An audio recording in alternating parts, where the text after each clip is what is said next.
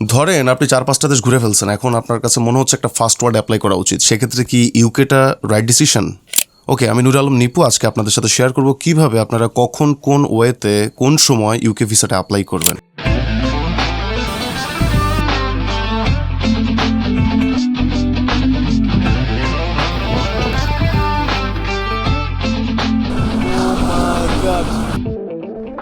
সম্প্রতি আমি UK visa পেয়েছি। আমাকে যারা ইন্সপায়ার করেছে ইউকে ভিসা অ্যাপ্লাই করার জন্য সবার কাছে কৃতজ্ঞতা।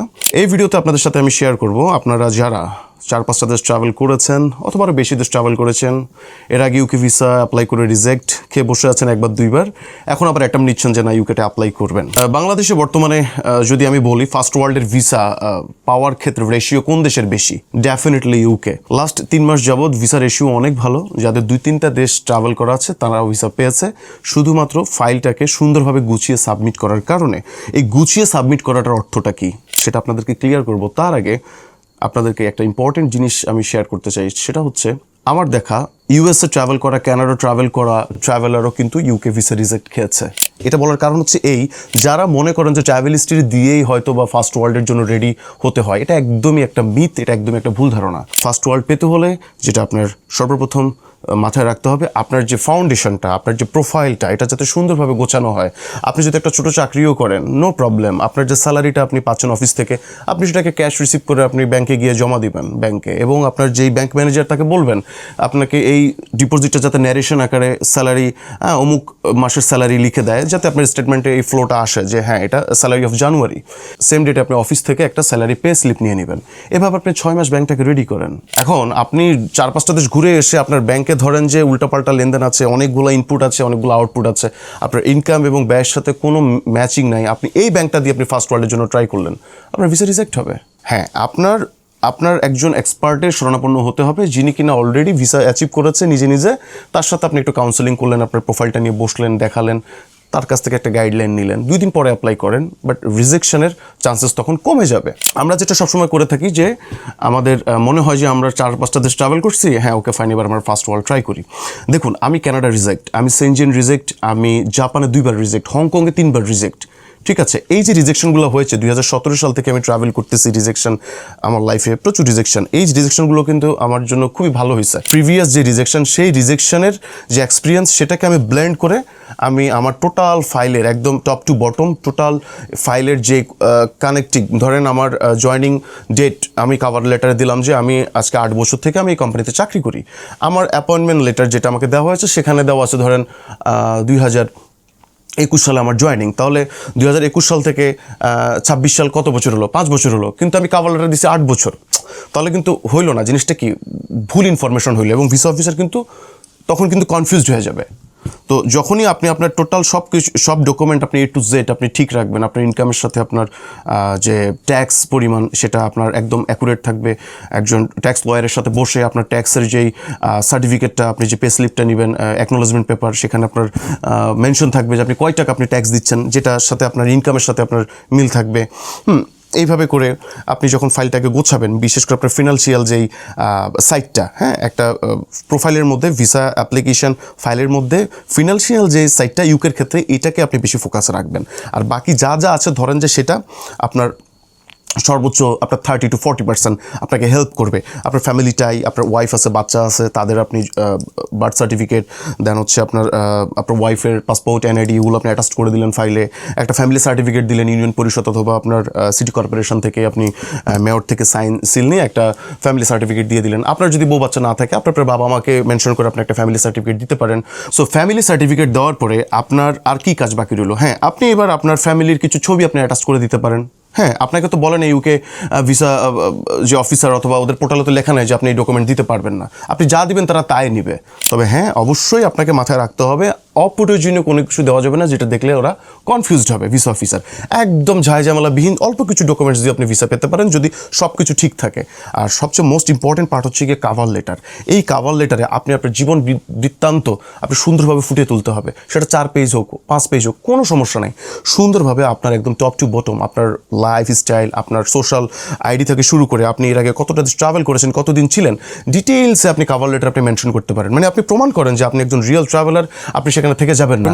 আর ইউকে খুবই স্ট্রিক্ট, ওরা একদিন বেশি যদি আপনি ইলিগাল হন আপনাকে কিন্তু রাখবে না, ব্যাক পাঠিয়ে দিবে। ইউকে খুবই স্ট্রিক্ট, এই কারণে তারা চায় যে আপনার প্রোফাইলটা যাতে ক্রিস্টাল হয়, প্রোফাইলটা যাতে সুন্দর হয়, ভিসা আপনাকে দেওয়ার জন্য বসে আছে।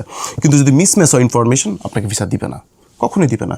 ব্যাংকে খুব কম টাকা নিয়েও ভিসা পেয়েছে, 3-4টা দেশ ট্রাভেল করানো ভিসা পেয়েছে, আমার চোখে দেখা অনেক ভাই রিসেন্ট ভিসা পেয়েছে। যে আপনার যে ব্যাংকের যেই ইনকামটা, যেই আপনার কী বলে লেজিট যে অ্যামাউন্টটা, আপনি ট্রাই করবেন আপনার গত 6 মাস থেকে আজ পর্যন্ত আপনার যাতে টোটাল ইনকামের 30% খরচ হয়। আপনার যদি স্যালারির হিসাবে আপনি যদি ঢুকান 1.5 লাখ টাকা, ব্যবসায়ী হয়ে থাকলে আপনি যখন 2 লাখ টাকা ঢুকালেন, আপনি সেখান থেকে 40,000 টাকা খরচ করেন, 50,000 টাকা খরচ করেন, এটাকে আপনি এক্সপেন্স দেখালেন। প্রতি মাসে আপনি 1,20,000 করে আপনি সেভ করেন। এভাবে আপনি 7 লাখ 7.5 লাখ টাকা আপনি সলভেন্সি দেখান, আপনার ভলিউম দেখান, অনায়াসে আপনি ট্রাভেল পারপাস আপনি এটা দিয়ে সার্ভ করতে পারবেন। 3-4 লাখ টাকা আপনার ট্রাভেল প্ল্যান কস্টিং দেখাবেন, বাংলাদেশে ফিরে আসলে আপনার কাছে 3-4 লাখ টাকা থাকবে। এইভাবে করে আপনি একটা আপনার যে এক্সপেন্সের যে একটা ক্যালকুলেশন, এটাকে আপনি কাভার লেটার মেনশন করে দিতে পারেন। আর যারা ব্যবসায়ী, চাকরিজীবীর বাইরে যারা ব্যবসায়ী, তারা অবশ্যই আপনাদের ব্যবসায়িক যত ডকুমেন্টস আছে, আপনি যদি কোনো চেম্বার অফ কমার্সের মেম্বার হয়ে থাকেন, আপনি সেই ডকুমেন্টস দিয়ে দিবেন। আপনার যদি কোনো কনফারেন্সে গিয়ে আপনি যদি কোনো সার্টিফিকেট অ্যাচিভ করে থাকেন, সেটার ছবি দিয়ে দিবেন। আপনি যদি কোনো ক্লাবের মেম্বার হয়ে থাকেন, আপনি সেটাও দিয়ে দিবেন। অবশ্যই আপনার দোকানে বসা একটা ছবিকে আপনি বিজনেস মেমোরি দিয়ে আপনি সেটাকে অ্যাটাচ করে দিতে পারবেন আপনার ফাইলের সাথে। মোট কথা হচ্ছে কি, আপনি একজন ব্যবসায়ী, আপনার এই দেশে ফিরে আসতে হবে, এটাকে আপনি হাইলাইট করবেন আপনার কাভার লেটারে। মনে করেন আপনার কানাডা রিজেক্ট আছে, আপনি ইউএসএ রিজেক্ট আছে, আপনি ভাবতেছেন এই যে 5টা মানে 5 আইস, অস্ট্রেলিয়া, নিউজিল্যান্ড, কানাডা, ইউকে এবং ইউএসএ, এই যে 5টা ইমিগ্রেশন কিন্তু আপনার এই রিজেকশনটা কিন্তু ফলো করে। 5 কান্ট্রি, কানাডাতে রিজেক্ট খেয়েছেন, কিন্তু আপনার এই 5টা দেশে কিন্তু আপনার ইমিগ্রেশন ইনফরমেশনটা কিন্তু ডাটাটা শেয়ার করে। তো অনেকে ভাবতেছেন যে হ্যাঁ, আমার তো সেনজেন রিজেক্ট হয়েছে, আমার তো মনে হয় এখন ইউকেটা আমাকে দিবে না। No, never. আমার কানাডা রিজেক্ট, আমার সেনজেন 2বার রিজেক্ট, তারপরেও কিন্তু আমি ইউকে ট্রাই করছি, আলহামদুলিল্লাহ ভিসা পাইছি। সো যারা খুব টেনশনে আছেন ইউকে নিয়ে, ফোকাস করেন আপনার প্রোফাইলের উপরে, ট্রাভেল হিস্ট্রি ভুলে যান। আপনার Nepal, India, Malaysia, Singapore, Thailand ভ্রমণ আছে, কোনো সমস্যা নেই, ইউকে নেন। একটা ইউকে দিয়ে আপনি 22টা দেশ যেতে পারবেন। কয়টা? 22টা দেশ। বালকানের এদিকে মন্টিনিগ্রো, সার্বিয়া, নর্থ ম্যাসাদোনিয়া আছে, তারপরে জর্জিয়া আছে, আজারবাইজান আছে, দেন আপনার হচ্ছে গিয়ে তার্কি তো আছেই, এদিকে ল্যাটিন আমেরিকার কিছু দেশ আছে ইনক্লুডিং মেক্সিকো, ঠিক আছে, কুয়েত নিতে পারবেন, আপনি কাতার নিতে পারবেন। এমন পাওয়ারফুল ভিসা যে শুধু আপনি ইউকে ঘুরবেন তা না, এই ভিসা দিয়ে আপনি ওয়ার্ল্ডের অনেকগুলো দেশে ট্রাভেল করতে পারবেন। আর এটা যে কতটা ইফেক্টিভ একজন ট্রাভেলারই সেটা বুঝে। আমরা যারা ট্রাভেল করি, একটা ভিসা ম্যানেজ করা কত কষ্ট, কত টাফ। আমি যদি বলি এই ভিসার দাম, যদি আমি হিসাব করি যে প্রত্যেকটা দেশের ভিসা ফি কত টাকা, এবার যদি 20,000 টাকা করে ধরি, আমি মিনিমাম 4-5 লাখ টাকা আছে একজন ট্রাভেলারের পার্সপেক্টিভ থেকে বললাম। কারণ আমি যদি টার্কি ভিসা নিতে চাই বাংলাদেশ থেকে, আমাকে 30-40 হাজার টাকা খরচ করতে হবে। সার্বিয়ার ভিসা কি নিতে পারবো বাংলাদেশ থেকে? মন্টিনিগ্রো নিতে পারবো? নর্থ ম্যাসেডোনিয়া নিতে পারবো না। সো এই ভিসাটা আপনি টাকা দিয়ে মূল্যায়ন করতে পারবেন না। একজন ট্রাভেলারের জন্য এটা 22টা দেশের দরজা খুলে দেয়। সো ফোকাস থাকেন, 1-2বার রিজেক্ট খেলেও কোনো সমস্যা নাই, সুন্দরভাবে প্রোফাইলটা গোছায় একজন এক্সপার্টকে দিয়ে আপনি রিজেকশনের কারণটা এক্সপ্লেনেশন দিয়ে আবার সাবমিট করেন, ভিসা হয়ে যাবে। Thank you so much. কোনো কোশ্চেন থাকলে আমাকে কমেন্ট বক্সে লিখবেন, রিপ্লাই দেওয়ার চেষ্টা করবো। খোদা হাফেজ, দেখা হচ্ছে পরবর্তী ভিডিওতে। 1 মিনিট, অ্যানাউন্সমেন্টটা তো মনে আছে, 3 জনকে একদম ফ্রিতে সাপোর্ট দিব। ঝটপটে কমেন্ট করুন, ইনবক্স করুন কারা কারা ইউকে অ্যাপ্লাই করতে চান। See you again, tata. Okay ভাই, থামেন, যায়েন না। আমার ভিসাটা তো আপনাদেরকে দেখানো হয় নাই। আমার ফিঙ্গার ছিল হচ্ছে কি ফেব্রুয়ারির 25 তারিখ, রেজাল্ট আসছে মার্চের 5 তারিখ। আমি অলরেডি জেনে গেছি আমার ভিসা হয়েছে। চলেন আপনাদের সাথে আমি আমার ভিসাটা আনবক্সিং করি, আপনাদের সাথে শেয়ার করি, ঠিক আছে? ওকে, দেখা যাচ্ছে কিনা জানি না। স্বপ্নের ইউকে ভিসা, বিসমিল্লাহ। ওকে, আলহামদুলিল্লাহ। এই যে 6 মাসের মাল্টিপল সি ক্যাটাগরির ভিসা, এবং আমার এটা একটা ড্রিম ছিল যে আমার পাসপোর্টে একটা ইউকের ভিসা থাকবে। দোয়া করি সবার, যত ট্রাভেলার আছে সবার যাতে ফার্স্ট ওয়ার্ল্ডের ভিসা হয়। এটা যে অ্যাচিভমেন্টের আনন্দ, আসলে এটা মুখে বলে বোঝানো যাবে না। যার হয়েছে সেই জানে। সবার জন্য শুভকামনা রইল, আর সাহস করে অ্যাপ্লাই করুন। যদি আপনার ফার্স্ট ওয়ার্ল্ডের টার্গেট থাকে, ইউকে আপনার জন্য এই মুহূর্তে রাইট চয়েস। প্রোফাইল গুছিয়ে সাবমিট করে দেন ইনশাল্লাহ। দেখা হচ্ছে পরবর্তী ভিডিওতে। খোদা হাফেজ, টেক কেয়ার।